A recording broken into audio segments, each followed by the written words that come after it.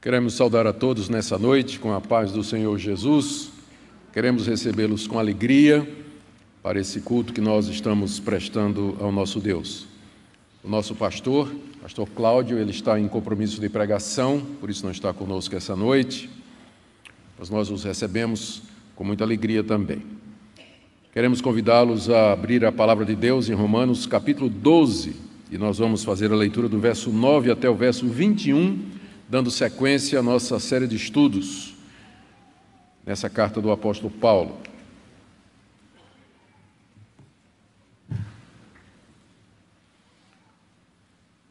Romanos capítulo 12, leiamos do verso 9 ao verso 21. O amor seja sem hipocrisia, detestai o mal, apegando-vos ao bem. Amai-vos cordialmente uns aos outros com amor fraternal, preferindo-vos em honra uns aos outros. No zelo não sejais remissos, sede fervorosos de espírito, servindo ao Senhor. Regozijai-vos na esperança, sede pacientes na tribulação, na oração perseverantes. Compartilhai as necessidades dos santos, praticai a hospitalidade. Abençoai os que vos perseguem, abençoai e não amaldiçoeis. Alegrai-vos com os que se alegram e chorai com os que choram. Tende o mesmo sentimento uns para com os outros. Em lugar de serdes orgulhosos, condescendei com o que é humilde. Não sejais sábios aos vossos próprios olhos. Não torneis a ninguém mal por mal. Esforçai-vos por fazer o bem perante todos os homens. Se possível, quanto depender de vós, tende paz com todos os homens. Não vos vingueis a vós mesmos, amados, mas dai lugar à ira, porque está escrito: a mim me pertence a vingança, eu é que retribuirei, diz o Senhor. Pelo contrário, se o teu inimigo tiver fome, dá-lhe de comer. Se tiver sede, dá-lhe de beber, porque fazendo isso amontoarás brasas vivas sobre a sua cabeça. Não te deixes vencer do mal, mas vence o mal com o bem. Até aqui a leitura da Escritura. Nós vamos orar mais uma vez, pedindo a orientação do Espírito Santo, queridos, na compreensão da sua palavra. Ó Deus, te damos graças porque Tu nos chamas a viver uma vida que expressa o amor que nós primeiros experimentamos da Tua parte e que Tu desejas que manifestemos aos que nos cercam. Nós pedimos que a exposição dessa palavra nessa noite nos encoraje, corrija, console, repreenda, anime, tudo de acordo com a nossa necessidade que o Senhor conhece tão bem. Conheces o coração de cada pessoa que está aqui nessa noite, cada pessoa que nos acompanha também pela internet. Nós pedimos, ó Pai, que essa palavra seja usada pelo Senhor na edificação do Teu povo, na salvação de pecadores e na edificação do Teu reino. É o que nós te pedimos em nome de Jesus. Amém. Conforme, queridos, nós temos visto nas vezes que temos exposto a carta aos Romanos, a carta é basicamente, o caráter dela é de uma carta missionária. Paulo queria convencer a igreja de Roma a apoiar o seu projeto de plantar igrejas na região da Espanha. Mas é evidente por passagens como estas aqui, que nós acabamos de ler, que Paulo aproveita a carta para pastorear a igreja de Roma com a autoridade que ele tem como apóstolo dos gentios. Paulo não é o fundador da igreja de Roma e também não era o pastor da igreja de Roma. Entretanto, ele se sentia autorizado a passar estas ordens e mandamentos para a igreja de Roma, porque ele era constituído por Jesus Cristo como o apóstolo dos gentios, o apóstolo das nações, aquele que Deus levantou no início da igreja para levar sua palavra a outras nações que não necessariamente a nação de Israel. Então, confiado nessa comissão que ele recebeu de Deus, aqui na parte prática da carta aos Romanos, ele traz orientações, determinações, ordens para os seus leitores em Roma. E ele tem a expectativa de que será obedecido por conta da sua posição como apóstolo de Jesus Cristo. Paulo não conhecia a igreja pessoalmente. Nós não temos nenhum indício de que antes ele tenha estado lá em Roma para conhecer a igreja. Mas é evidente pelo capítulo 16 que ele tinha bons amigos lá. No capítulo 16, ele menciona mais de 20 pessoas com quem ele tem um bom relacionamento, pessoas que ele tinha conhecido antes e que acabaram migrando ou viajando ou se mudando para Roma. E é provavelmente dessas pessoas que Paulo, então, tomou conhecimento sobre o estado da igreja, a situação da igreja. E há pelo menos duas informações que são importantes para que nós compreendamos o porquê que o apóstolo Paulo está dizendo essas coisas a essa igreja, a essa altura da sua carta. A primeira delas é que, conforme Paulo toma conhecimento, a igreja de Roma era composta de judeus e gentios. Havia uma grande comunidade de judeus em Roma. Vou falar disso daqui a pouco. E boa parte daqueles judeus haviam se convertido a Cristo através, tudo indica, de seus compatriotas que estiveram no dia de Pentecostes, lá em Jerusalém, conforme Atos capítulo 2. Lá, nesse capítulo, que descreve aquele dia em que o Espírito Santo foi derramado sobre a igreja, é dito que havia uma série de nações ali representadas, e entre elas estavam romanos, judeus que eram prosélitos e que tinham vindo a Jerusalém para adorar e que se converteram no dia de Pentecostes. Eles voltam para Roma e lá eles começam a igreja. A igreja, então, provavelmente teve seu início entre a comunidade judaica. E não demorou para que os não-judeus também viessem à igreja através da pregação do Evangelho e se tornassem crentes em Jesus Cristo. Àquela altura da igreja cristã, havia uma tensão ainda muito forte entre cristãos, judeus e gentios, especialmente porque os judeus convertidos a Cristo, eles não viam razão para abandonar os seus costumes. Eles ainda circuncidavam seus filhos, eles ainda não comiam carne de porco, não comiam sangue, não comiam determinados animais, eles guardavam o sábado, guardavam os festivais religiosos e alguns ainda praticavam aqueles votos que eram recomendados na lei de Moisés no Antigo Testamento. Então, era muito difícil conviver com os não-judeus, que tinham outra mentalidade, que comiam todo tipo de comida. O único dia agora que era sagrado para eles era o dia da ressurreição de Cristo, o domingo, que não circuncidavam seus filhos. Pense na comunhão difícil que era numa igreja assim. Então, não dava para dizer assim, vamos ter uma feijoada, né? Ou, vamos fazer vamos juntar todo mundo e fazer uma festa, todo mundo traga comida para a gente repartir, ter um momento de comunhão, porque ia dar confusão, porque o judeu não comia qualquer coisa. A comida dele era kosher, era separada, né? Era bem regulada pela lei de Moisés. E os gentios comiam de tudo. Então, havia essa dificuldade que nós vamos encontrar no capítulo 14. Paulo trata disso no capítulo 14, mais diretamente a respeito dessa questão de quem guarda dia, quem come isso, quem não come aquilo. Ele vai falar disso mais lá para o final da carta. Mas essa era uma questão que, com certeza, está por detrás das orientações que Paulo está dando aqui.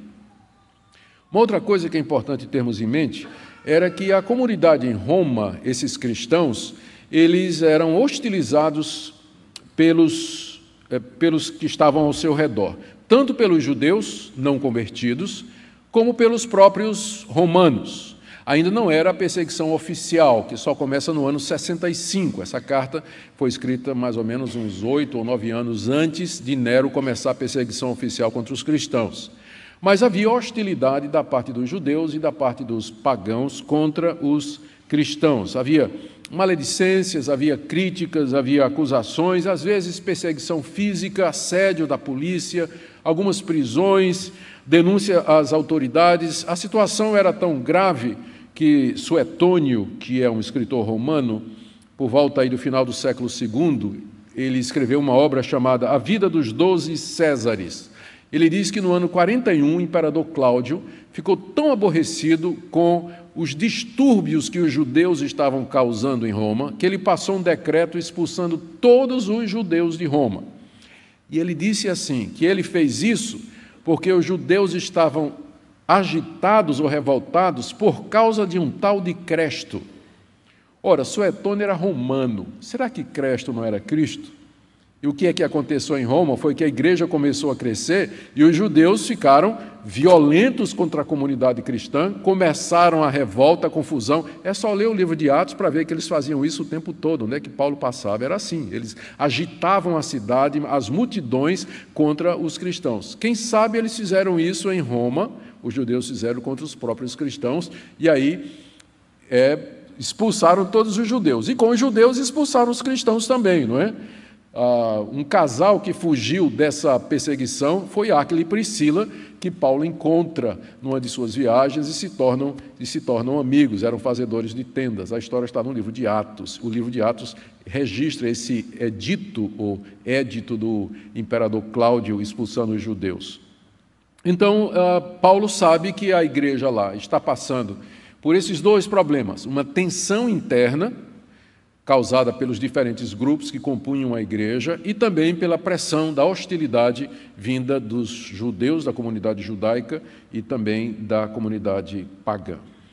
Na passagem anterior que nós vimos, Paulo havia exortado os crentes de Roma a exercer os dons espirituais que receberam da parte de Deus de maneira correta para a edificação da igreja. Foi o que nós vimos do verso 6 até o verso 8.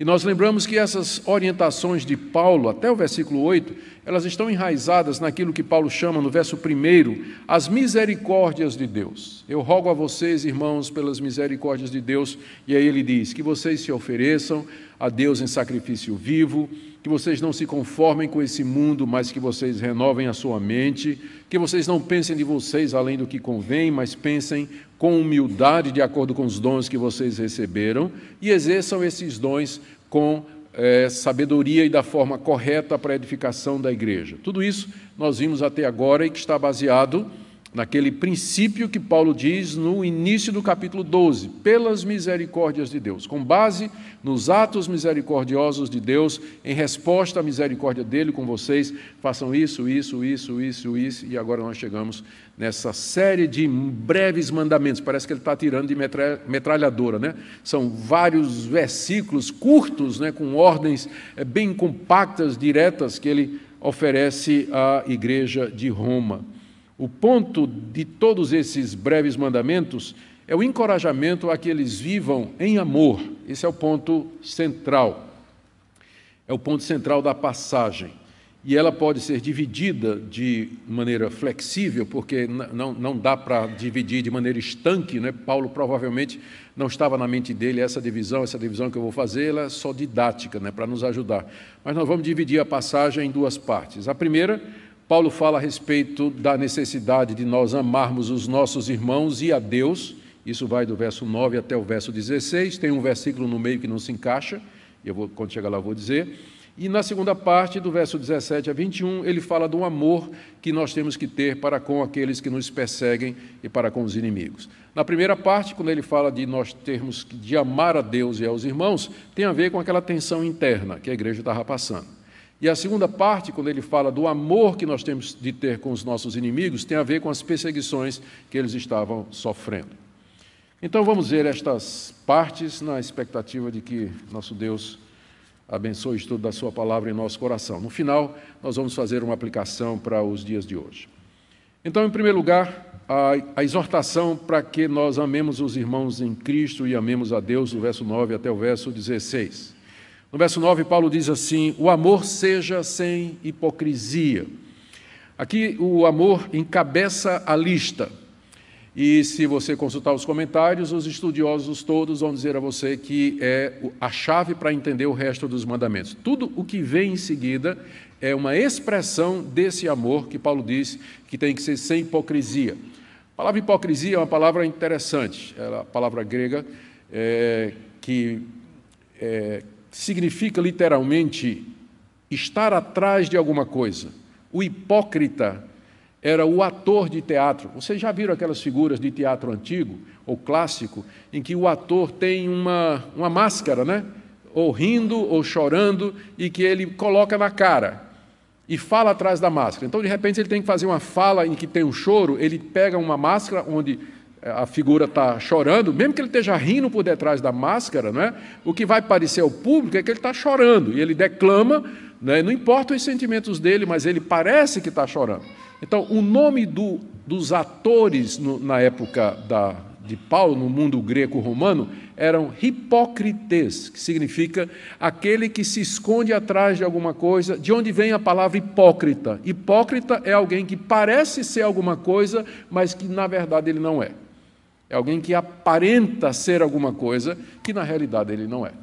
Quando Paulo diz, o amor seja sem hipocrisia, ele está dizendo, o amor de vocês não pode ser fingido, não pode ser fake. Não fake o amor, né? Não faça isso. Não finja que você ama quando você não ama. O amor fingido é hipocrisia. Exemplo, Judas chegou perto de Jesus e disse, salve, mestre, puxou e o beijou, e em seguida o traiu. Amor fingido. Há tantos exemplos na Bíblia de amor fingido. Paulo diz que o amor de vocês não seja fingido, que seja um amor sincero, que seja um amor sincero.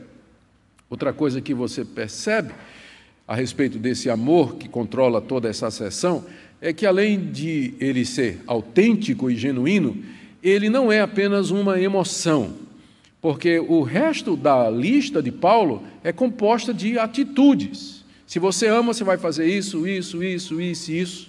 E essa palavra, eu creio, é importante, porque na época de hoje, amor é muito confundido com emoção, com sentimento, você sentir alguma coisa boa por alguém, enquanto que, biblicamente falando, o amor não é somente isso, não exclui isso, mas ele é, essencialmente, tomar atitudes que procuram o bem e a felicidade de outras pessoas, ou que expressam devoção e lealdade a Deus. Amor na Bíblia é sempre algo que se manifesta concretamente, não é sentimento.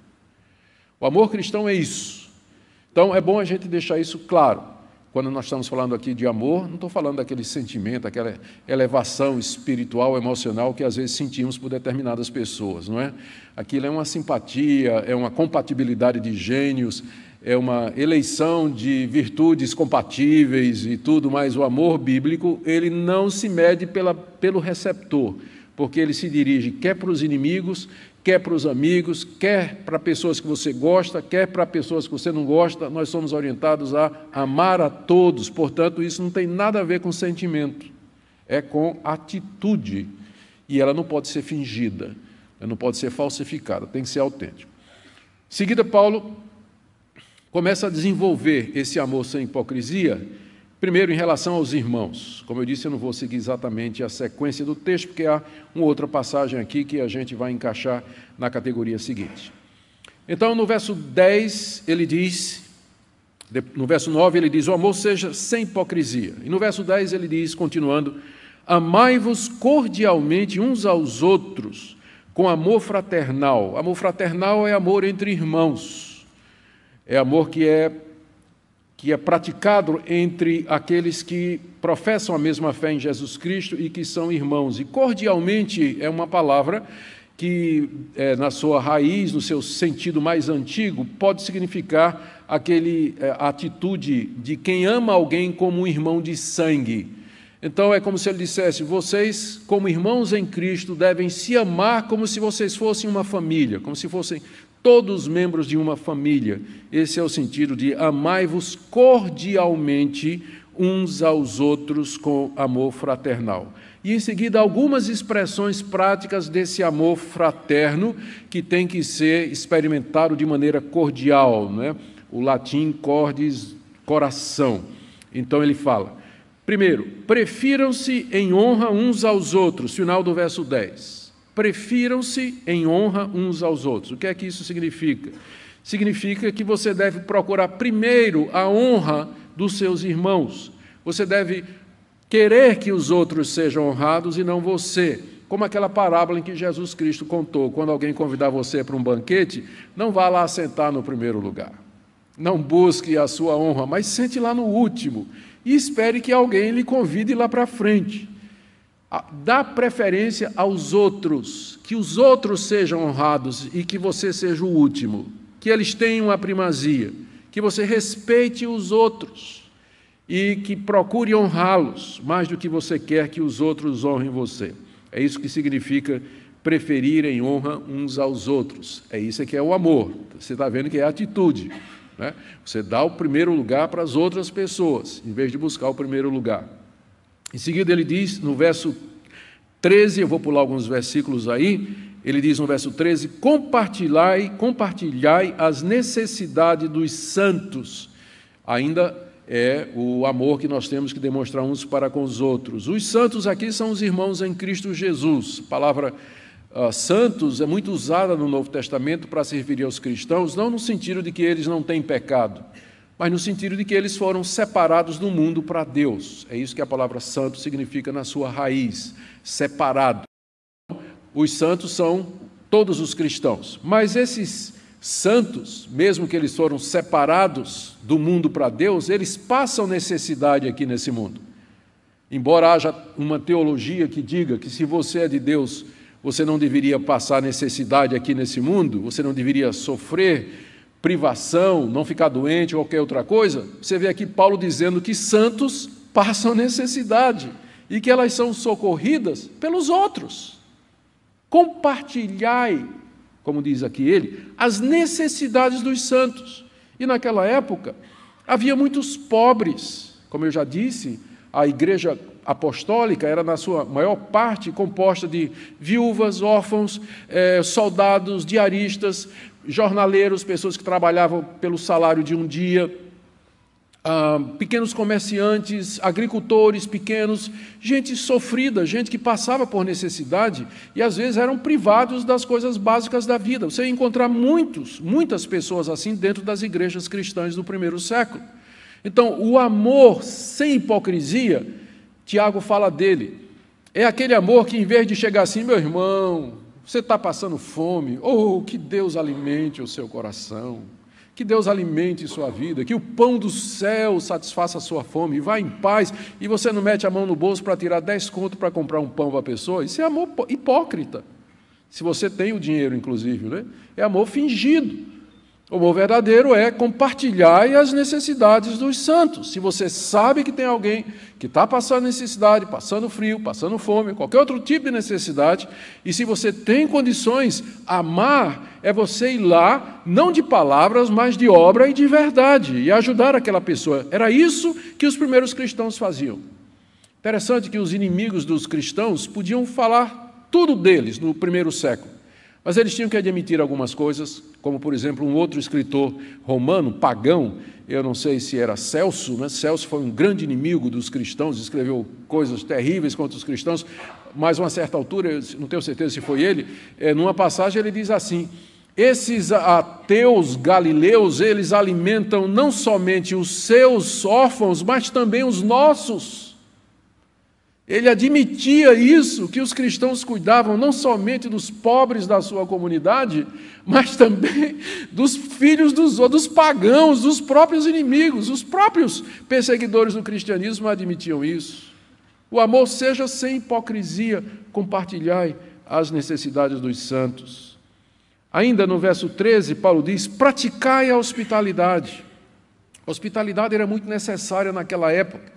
Pessoas iam e viam, não tinham a rede que nós temos hoje de hospedagem, hotéis em todo lugar. Eles dependiam muito das casas dos irmãos e amigos para poder pousar. E foi exatamente essa prática da hospitalidade que permitiu que o cristianismo se expandisse no primeiro século. A terceira carta de João foi escrita exatamente para isso, para encorajar a hospitalidade entre aqueles irmãos que iam levar a palavra de Deus para locais distantes. Nessa carta, na terceira carta de João, João recomenda, apoia e defende um cristão chamado Gaio, que não era um missionário, mas o ministério dele era hospedar os missionários na sua casa e enviá-los, encaminhá-los para locais distantes para pregar o evangelho.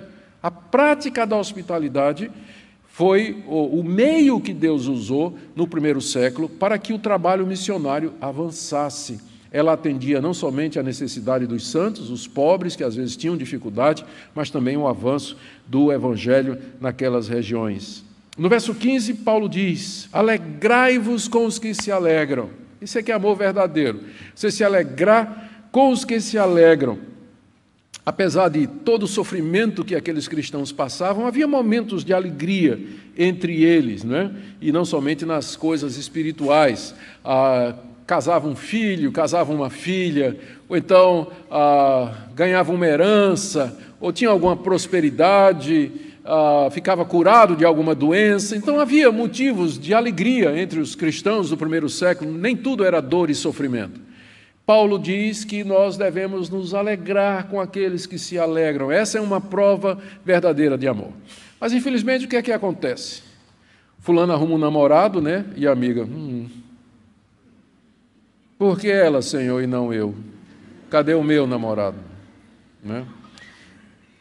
Ou então, um irmão chega, consegue, pela graça de Deus, comprar um carro, né? Uma bênção de Deus, e os outros olham assim, exibido, né? Amostrado.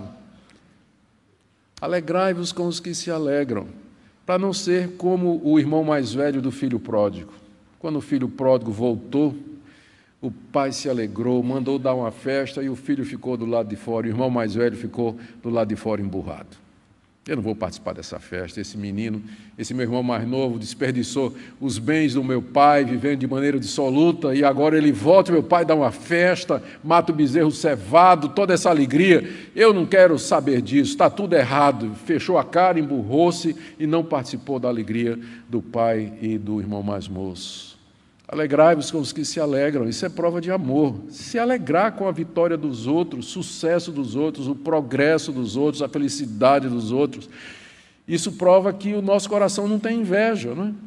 As pessoas às vezes não se alegram porque elas ficam com inveja, ficam com ciúme, né? Ficam chateadas porque as outras pessoas estão sendo abençoadas e bem-sucedidas, mas a prova de amor é você, de fato, se alegrar com os que se alegram.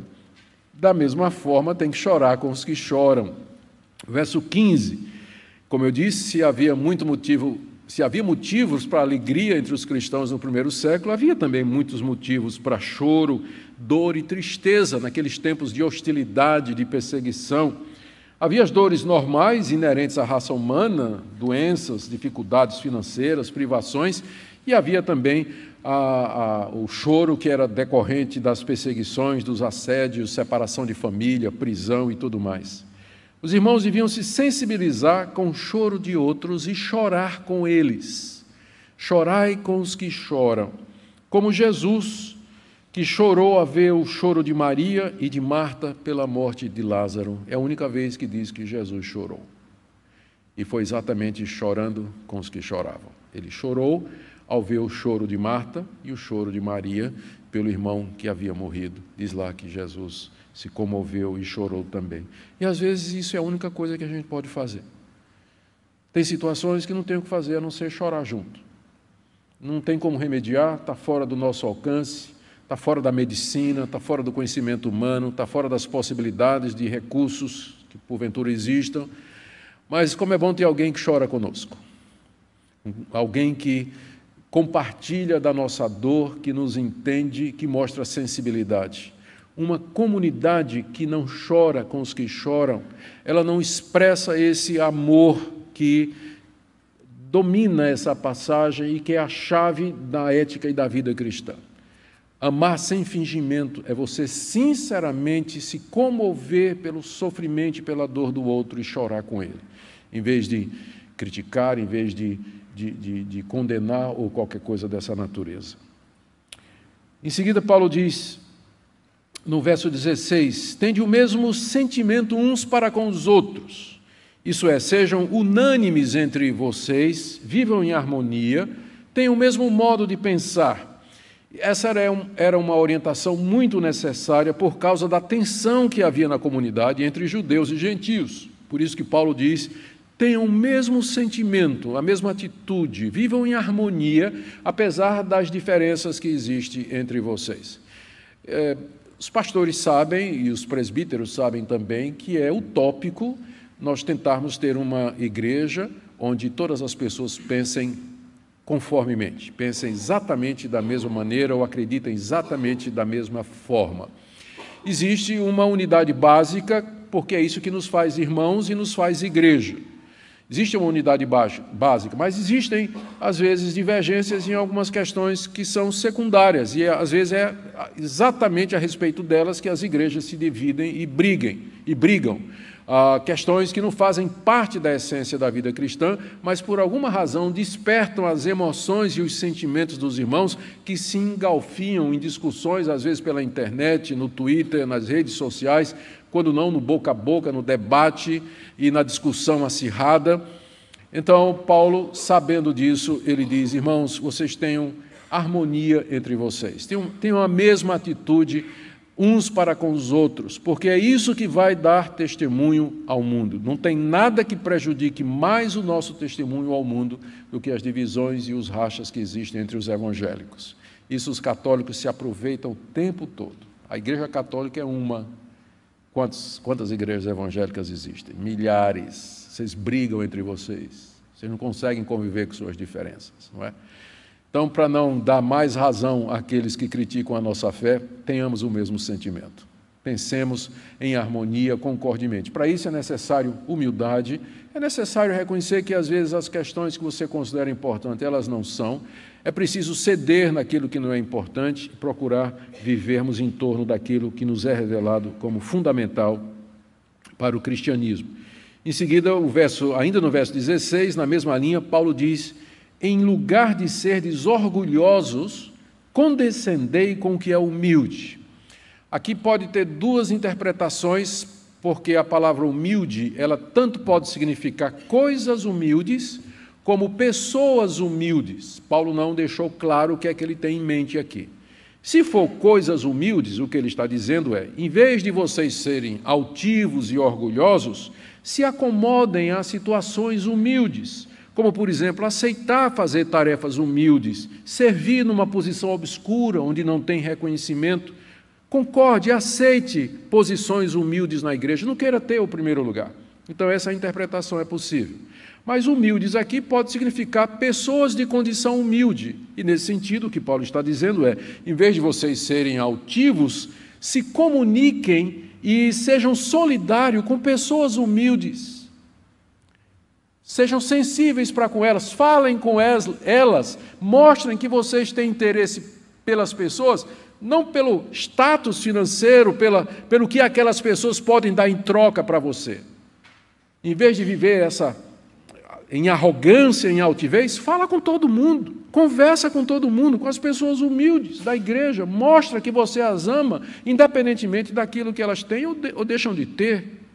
Então, pode ser as duas interpretações, ou se acomodar a tarefas humildes, ou comunicar com as pessoas mais humildes. Ninguém sabe direito o que é que Paulo quis dizer, tanto é que as traduções se dividem sobre isso. Eu sempre gosto de fazer o seguinte: quando Paulo, ou qualquer outro autor bíblico, diz alguma coisa que a gente chama de ambígua, né, que pode caber dois sentidos, eu prefiro juntar os dois, né, porque senão, se a gente escolhe um, pode acabar excluindo o outro, né, que também é importante.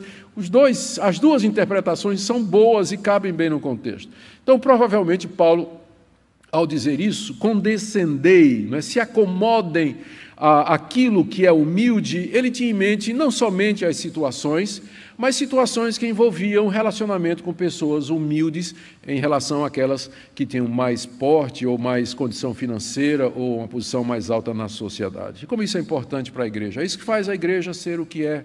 Ela é composta de pessoas de status diferentes, de preparação e conhecimento diferente, condição financeira diferente, mas unidas pelo amor que elas têm como irmãos em Cristo Jesus.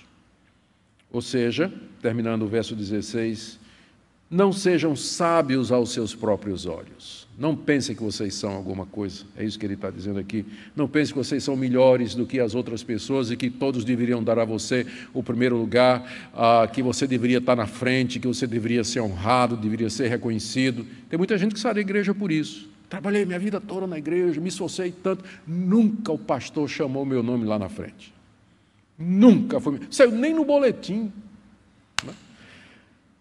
Irmãos, por que nós fazemos as coisas na igreja? É para glória, receber glória dos homens, o aplauso dos homens? Não é? Condescendei com o que é humilde, se acomode, mesmo que Deus tenha dado a você uma função que não recebe reconhecimento ou que não é aplaudida e tudo mais, nós fazemos estas coisas para a glória de Deus e não para a nossa própria glória. Aqui termina o que eu entendo Paulo está dizendo nessa passagem com relação ao amor sem fingimento. O amor sem fingimento é isso tudo aqui que nós acabamos de ver. Preferir os outros em honra, procurar o bem dos outros, compartilhar a necessidade dos santos, praticar a hospitalidade, chorar com eles, se alegrar com eles, aceitar conviver em situações humildes com pessoas de origem humilde também. É tudo isso que faz parte do amor que caracteriza a igreja. Este é o amor não fingido, o amor não hipócrita que Deus quer da sua igreja.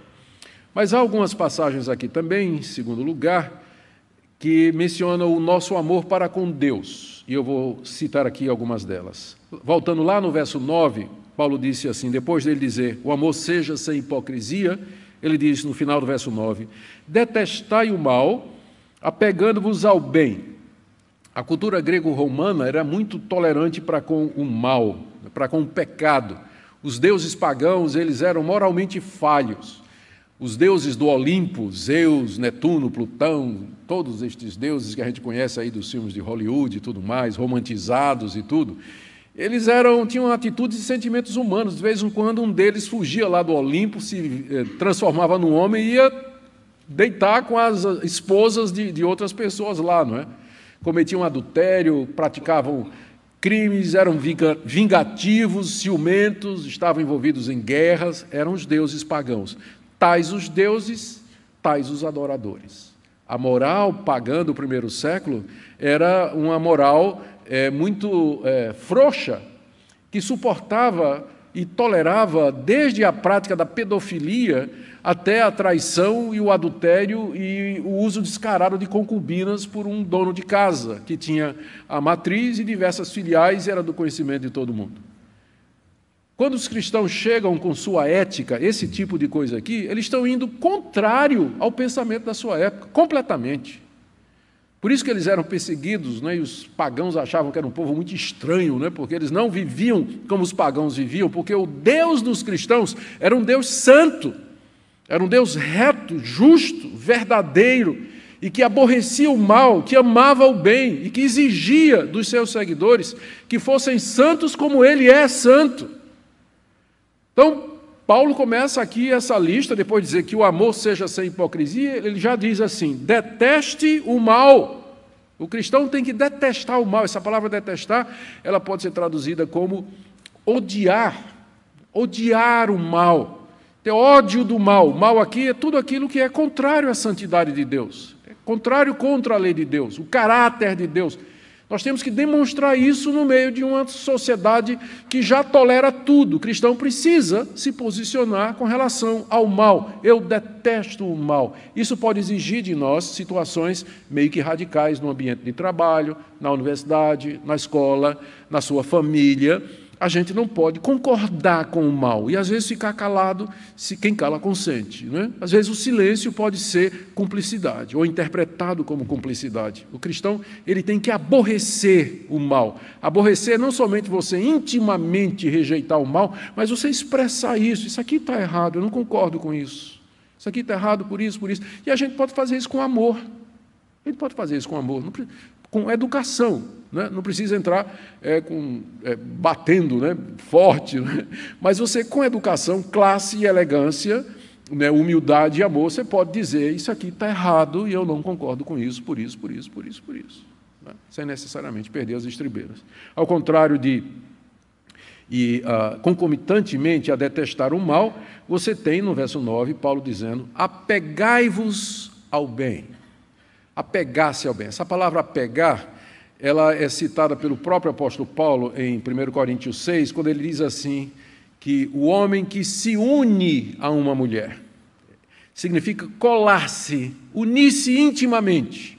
Então, perseguir ou apegar-se ao bem significa não somente você reconhecer que uma coisa está certa, mas você se apegar a ela e segui-la fielmente. Não basta só detestar o mal, mas você tem que se apegar, se grudar ao bem e praticar esse bem. e segui-lo como regra da sua vida. Isso é demonstração de amor a Deus. Estou falando agora do amor a Deus. Como é que eu provo? Paulo disse, o amor seja sem hipocrisia. Como é que meu amor a Deus, ele é um amor não fingido? Primeiro, aborreça as coisas que Deus aborrece. Segundo, se apegue às coisas que Deus gosta, que Deus diz que estão corretas. Terceiro, no verso 11, quando servir a Deus, faça isso não de maneira preguiçosa, verso 11, no zelo não sejais remissos. Essa frase quer dizer, não sejam preguiçosos ou vagarosos quando vocês deveriam estar servindo a Deus e trabalhando na causa dele.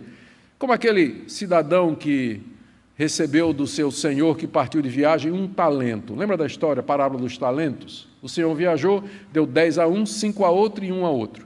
O que ganhou 10 e o que ganhou 5, ambos trabalharam, produziram e ganharam. Mas o que ganhou 1, ele disse assim, esse meu senhor, ele é malvado, ele colhe onde ele não planta, e sabe de uma coisa, eu não vou arriscar, eu vou pegar o talento que ele me deu e eu vou esconder, vou enterrar, e quando ele vier, eu dou de volta. Quando o patrão, o senhor, chegou, vocês sabem a bronca que ele deu no cidadão, não é? Servo mau, inútil, negligente. É esse cidadão aqui, ó. No zelo, não sejam vagarosos ou preguiçosos. Se vocês estão a serviço de Deus, façam a obra de Deus, que é o verso seguinte, que é a parte seguinte, quando ele diz, sede fervorosos de espírito, servindo ao Senhor.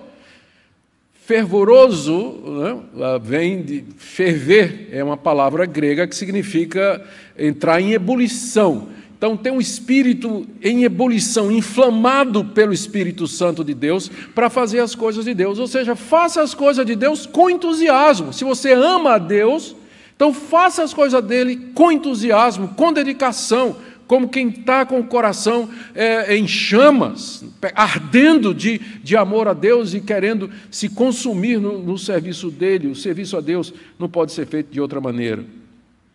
Continuando no verso 12, Paulo diz, regozijai-vos na esperança, sede pacientes na tribulação, na oração perseverante. São 3 mandamentos, todos eles bem ligados e todos relacionados com amor a Deus. Se você ama a Deus, você vai se regozijar nas promessas dele, que é a nossa esperança. Qual é a nossa esperança? É a promessa que Deus fez de que um dia ele vai fazer justiça e juízo nesse mundo. Que um dia Cristo vai voltar e vai nos tirar dos mortos, que nós estaremos com ele no novo céu e na nova terra onde habita a justiça. Essa é a minha esperança. Então, se eu creio nisso, se eu amo a Deus e quero que isso aconteça, se eu quero viver com ele para todo sempre, então eu vou me alegrar nisso. Eu vou me alegrar na esperança de estar com ele eternamente, porque eu o amo. Ninguém se alegra na expectativa de passar a eternidade com alguém que não gosta. Já pensou que coisa horrível? Passar a eternidade com alguém que você não ama? Mas se você ama a Deus, você vai se alegrar na esperança. Você vai almejar estar com ele, com o Senhor Jesus, a eternidade afora. Alegrai-vos na esperança. É a única fonte segura de regozijo aqui nesse mundo, não é? Porque aqui, especialmente aqueles cristãos, eles poderiam ter os seus bens tomados a qualquer momento pelas autoridades policiais, por conta da perseguição. E se a felicidade, se a alegria deles estava nos bens, uma vez que sumiram, acabou a alegria, como acontece com muita gente.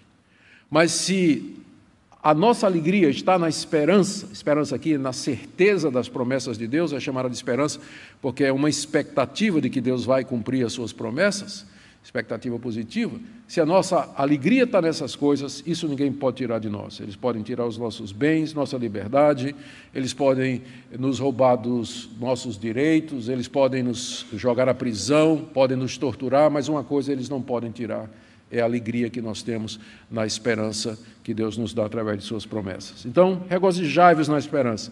Segundo, sejam pacientes na tribulação. Lembram que aqueles irmãos estavam sendo perseguidos. Paulo diz, paciência. Deus ama vocês. Todas as coisas cooperam para o bem daqueles que o amam. E se a tribulação vier, sejam pacientes. Ser paciente aqui significa não reclame, não murmure, não critique, não diga que Deus é injusto, que você não merece isso, que está tudo errado. Não fique emburrado com Deus. Mas seja paciente, porque ela haverá de passar e no tempo certo Deus haverá de trazer a recompensa para vocês. Nós estamos vivendo um momento assim de muita antecipação por conta da situação política no nosso país. E a gente sabe que parte do que tem sido dito, né, há um medo de muita gente do surgimento de um governo totalitário, de um lado ou do outro, né, comunista ou sei lá o quê, militar ou qualquer outra coisa, e a gente fica assim meio com medo de tudo mais. A gente tem que lembrar que a igreja sempre sobreviveu, independentemente do regime. Ela sobreviveu à época de Hitler, sobreviveu na Coreia do Norte, sobreviveu nas perseguições da China, sobreviveu ao Império Romano. Sede pacientes na tribulação. Se ela vier, nós estaremos prontos, porque a nossa esperança não está aqui, a nossa alegria está em outro lugar. E Deus haverá de nos dar paciência no meio da tribulação. Isso tudo a gente consegue, terceira parte aí, na oração perseverantes. Ou seja, nunca parem de orar, nunca parem de orar. Desenvolvam uma atitude, um espírito de oração, que faz com que você busque a Deus quando você está dirigindo, quando você está no trabalho, está na fila, né, do médico, esperando o médico, ou na fila do banco, ou qualquer outra coisa, em uma atitude de oração o tempo todo, orando, clamando a Deus, adorando, servindo a Ele, confessando, tendo simplesmente comunhão com Ele. Significa também tira um tempo para orar com o marido, com a esposa, com os filhos, com os irmãos, participa das reuniões da igreja. O ponto é, não pare de orar, sejam perseverantes na oração, porque é através disso que você vai ter paciência na tribulação e alegria na esperança. Agora, por último, meus irmãos, vamos ver agora o que Paulo diz a respeito do amor com relação aos inimigos. Já vimos o que é o amor sem hipocrisia com relação aos irmãos em Cristo, já vimos o que é o amor sem hipocrisia com relação a Deus, e o que seria o amor sem hipocrisia com relação aos descrentes. Lembrem aqui, mais uma vez, que o contexto é aquele de perseguição e hostilidade, como eu falei. De que maneira Paulo quer que aqueles cristãos se comportem diante dos inimigos? Vamos começar no verso 14. Abençoai os que vos perseguem, abençoai e não amaldiçoeis. Paulo aqui está ecoando o ensino de Jesus no Sermão do Monte. O que ele está dizendo é, quando vocês forem perseguidos pelos judeus ou pelas autoridades romanas, não peçam a Deus para que Ele amaldiçoe os seus perseguidores. Oh, Deus, amaldiçoe essa turma. Que morram os filhos dessa turma. Que eles fiquem doentes, né? Que sejam comidos de verme. Que caia um raio na cabeça dessa turma, que o Senhor castigue da maneira mais cruel possível esse pessoal, que o Senhor reserve lá no inferno a câmara mais quente, para o sofrimento eterno desses ímpios que estão me perseguindo. Né? Não peça a Deus para amaldiçoá-los, diz o apóstolo Paulo, mas peça a Deus para abençoá-los. E a gente pergunta, mas como? Eu creio que Jesus nos deu o exemplo na cruz. Pai, perdoa-lhes. Eles não sabem o que fazem. Estevão deu o exemplo quando ele foi apedrejado, Atos capítulo 7, foi apedrejado pelos judeus, e ao morrer, ele levou os olhos e viu o Senhor Jesus sentado à direita do Pai, em pé à direita do Pai, e ele disse, Senhor Jesus, não lhes impute esse pecado. E morreu. Então, talvez de todos os mandamentos, esse aqui é o mais difícil, né? É o mais difícil. Em vez de pedir que Deus amaldiçoe os seus inimigos, peça que Deus os abençoe. Abençoá-los aqui não é relevar a culpa deles, mas pedir assim, Deus, que eles venham a conhecer a verdade, que eles se arrependam, que eles percebam o erro que eles estão cometendo e que eles venham a conhecer o Senhor Jesus, a quem eles perseguem. No verso 17, Paulo diz, ainda na mesma linha, pensando nos inimigos, não torneis a ninguém mal por mal. O mal era aquilo que os perseguidores estavam fazendo com os cristãos. Mas também pode se referir a situações domésticas, dentro da nossa casa, dentro da igreja. O princípio é sempre o mesmo, não pague na mesma moeda. Se alguém lhe faz o mal, você não tem o direito como cristão de pagar de volta na mesma moeda. Não tem. Se alguém lhe tranca na rua, no trânsito, isso não lhe dá o direito de você trancá-lo também. Se ele lhe xinga e buzina e faz o maior estardalhaço, isso não lhe dá o direito de fazer isso de volta. Se ele faz um sinal obsceno, isso não lhe dá o direito de você fazer um sinal obsceno para ele de volta. Não pagar ou não tornar a ninguém mal por mal.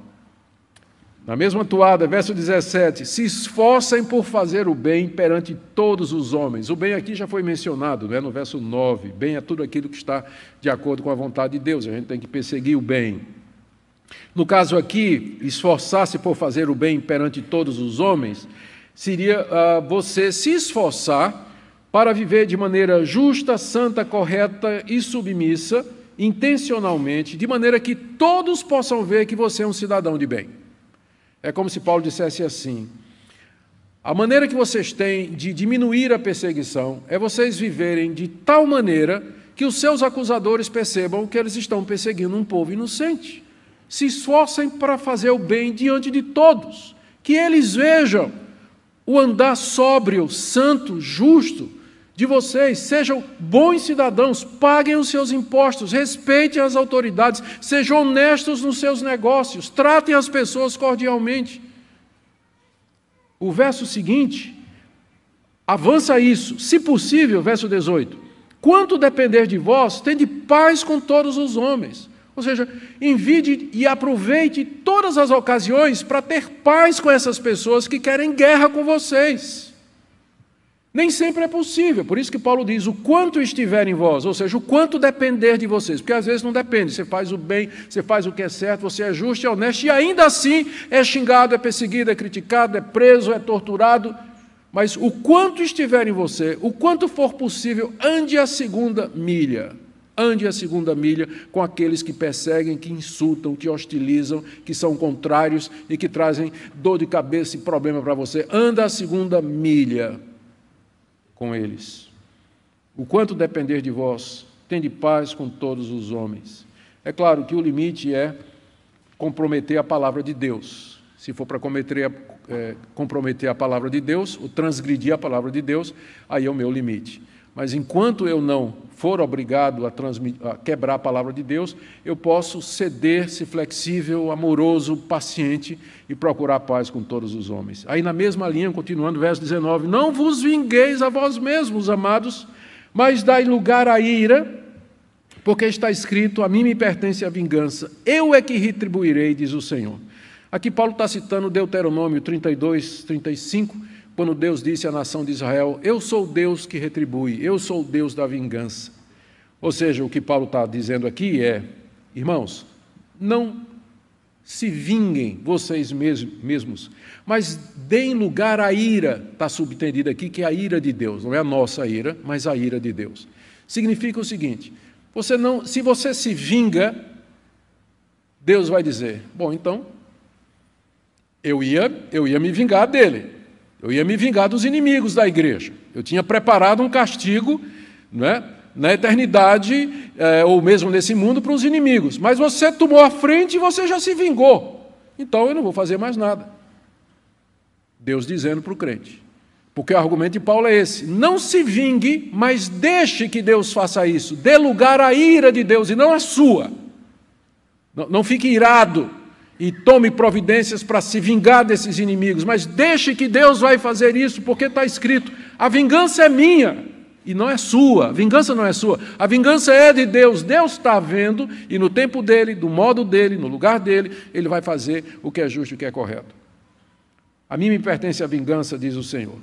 Pelo contrário, agora estou no verso 20, Paulo diz, se o teu inimigo tiver fome, dá-lhe de comer, se tiver sede, dá-lhe de beber, porque fazendo isso amontoarás brasas vivas sobre a sua cabeça. Paulo aqui está citando literalmente Provérbios 25, de 21 a 22.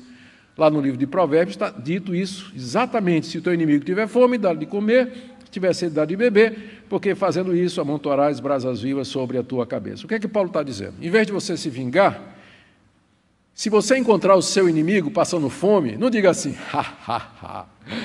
agora é minha vez de estar por cima. Como tem até uma música aí, não é? Que diz assim, um dia, né, vocês vão ver, né, Deus me abençoando e vocês lá chorando. Não me lembro nem do nome da música. Como é, pastor Luciano, aquela música? Pois é, uma música aí de uma banda, é Sabor de Mel, se não me engano, né? Que diz um gosto de vingança, né? Você, por enquanto, você está lá embaixo, né? O pessoal está criticando você, o Deus vai lhe dar a vitória, você vai vencer, e aí você vai olhar para aquele pessoal que antes desprezou e você vai, né, passar na cara, olha aí. Sabor de mel, vingança com sabor de mel. Paulo diz aqui, ó, se você encontrar o seu inimigo com fome, em vez de tripudiar dele, você vai fazer uma coisa que ele não espera de jeito nenhum que você fizesse. Dê comida para ele. E se ele tiver com sede, faça uma coisa que ele jamais esperaria que você faria, já que ele sabe que ele persegue você. Dê água para ele. Ao fazer isso, você vai estar amontoando brasas vivas, ou seja, brasa acesa, vermelha, na cabeça dele, que pode significar duas coisas.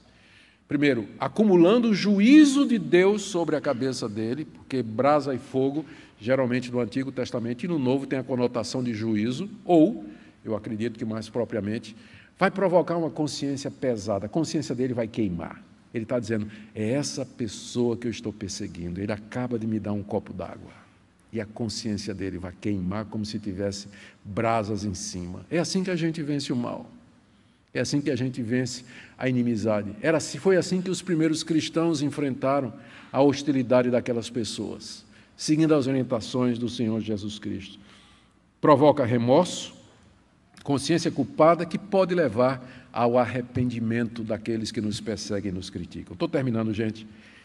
Finalmente, resumindo tudo isso, Paulo diz no verso 21, não te deixes vencer do mal, mas vence o mal com o bem.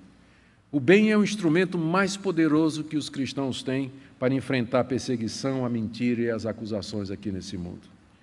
Não deixem que os seus inimigos encham o seu coração de desejo de vingança, de ódio e de ira. É isso que Paulo está dizendo. Não se deixe vencer pelo mal. Quando é que o mal vence? Quando finalmente eles conseguem fazer com que nós pequemos. Nós nos iramos, nós nos irritamos, nós ficamos cheios de mágoa, desejos de vingança, nós reclamamos de Deus, aí o mal venceu. Mas como é que a gente vence? Não se deixe vencer pelo mal. Mas então como é que a gente vence o mal? Vença o mal pelo bem. Dê de comer, dê de beber, ore por ele, procure a paz, ore pelos seus inimigos, no que for possível. Tenha paz com todos os homens. E é assim que nós vencemos. Eu quero terminar, eu já disse isso umas 10 vezes, né? Então vocês nunca acreditem quando eu estiver pregando, quando eu disser eu estou terminando. Bom, algumas lições. Primeiro, claro, cristianismo tem implicações práticas. Se você pensava que o cristianismo é um conjunto de doutrinas nas quais você deve crer e que isso vai lhe dar entrada no reino dos céus, você está certo em parte.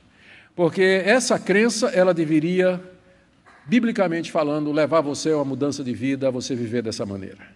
O cristianismo não é uma religião apenas do intelecto, da mente, não é o assentimento do nosso conhecimento e da nossa mente a um conjunto de doutrinas ou de declarações, mas os primeiros cristãos, o primeiro nome que o cristianismo teve foi o caminho, está lá no livro de Atos, o caminho, exatamente porque era um caminho por onde as pessoas andavam, era uma maneira de viver. Então o cristianismo tem implicação prática. Antes de você poder dizer que você é eleito, que você é predestinado, que foi escolhido por Deus antes da fundação do mundo, você tem que olhar para a sua vida e ver se você vê na prática os efeitos dessa eleição e dessa graça, que se manifesta exatamente nesse tipo de vida aqui que eu estou falando. Tem muita gente nas igrejas que frequentam, ouvem sermões, mas durante a semana a vida deles é completamente diferente disso aqui que nós estamos vendo. Então, o cristianismo, ele traz implicações práticas para nós, ele nos desafia, ele veio não somente para perdoar os nossos pecados, mas para nos livrar também do poder do pecado. A segunda coisa que esse texto nos ensina é a natureza do amor cristão. Ele não é um sentimentalismo, como nós dissemos, mas atitudes concretas que buscam o bem do próximo, o serviço zeloso a Deus e o amor aos nossos inimigos. É isso que é amar. Tem a ver com mudança de vida, atitude, comportamento e decisão. Não interessa se você gosta ou não do próximo. Não interessa se você acha ele uma pessoa legal, bacana ou não, mas ele é alvo do seu amor, segundo a palavra de Deus nos diz.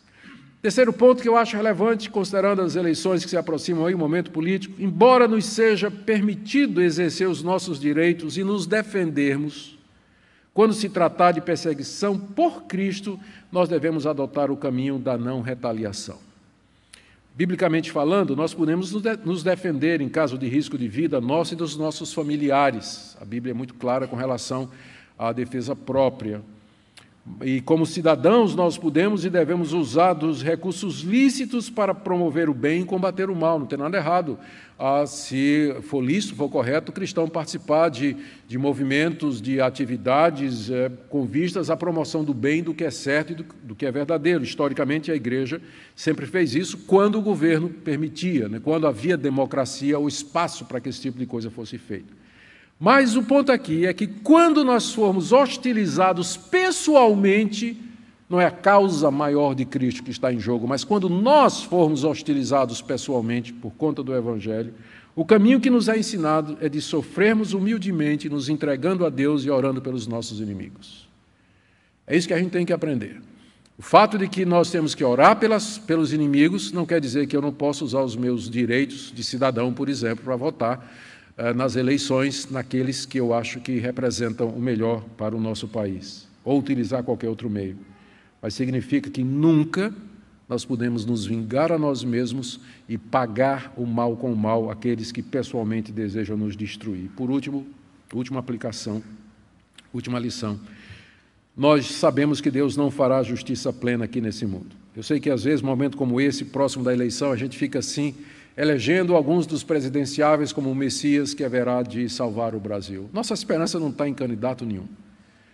O reino de Deus não virá por meios humanos. A nossa expectativa é a vinda do Senhor Jesus Cristo, o novo céu e a nova terra onde habita a justiça. Nós oramos por bons governantes, pessoas que temam a Deus, que promovam o bem e que deem condição para que nós ganhemos o nosso pão e promovamos os valores da família. Isso nós oramos e pedimos a Deus, para que nós possamos continuar com liberdade para pregar o Evangelho e levar avante o seu reino. Se Deus quiser nos conceder isso, Ele concederá, mas historicamente, nesses 2000 anos de história da Igreja, o cristianismo sempre sobreviveu mais perseguido do que estando no status, na posição. Atualmente, calcula-se que 200 mil cristãos são mortos, presos ou assediados. O cristianismo é a religião mais perseguida do mundo, sempre foi. E se hoje a gente tem alguma liberdade, não pense que esse é o padrão, o default. Não é.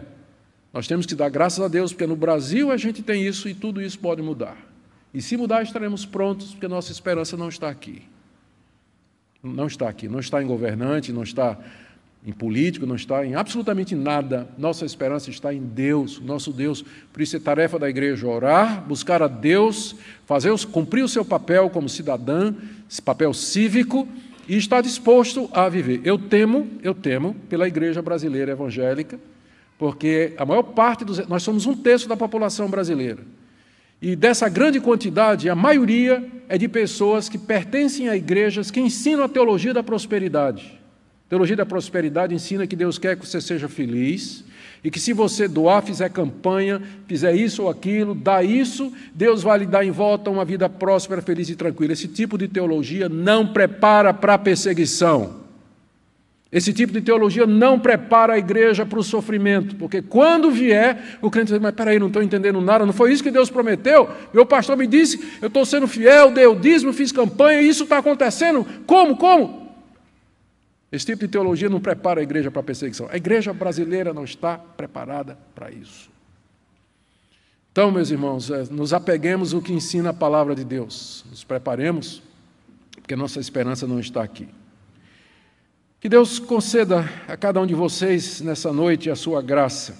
Você que está sofrendo em casa, no trabalho, sofrendo com doença, a vocês que estão engajados no serviço cristão. E eu termino só com uma palavra. Quem é suficiente para isso? Nós acabamos de ler essa lista de mandamentos aqui. Quando eu terminei de ler isso aqui, preparar meu sermão, eu parei e disse para Deus, Deus, eu sei que eu não sou capaz de viver isso aqui. E aí me lembrei que essas exortações, elas não estão aqui separadas, mas elas são resultado do que está dito nos versos de 1 a 2. Rogo-vos, irmãos, pelas misericórdias de Deus. Isso aqui é o resultado das misericórdias que Deus teve para conosco. Deus nos ama, Ele nos perdoou os pecados, nos aceitou como seus, nos deu o Espírito Santo, nos inseriu numa comunidade, nos deu sua palavra. Com base nessas misericórdias agora, amemo-nos uns aos outros sem hipocrisia.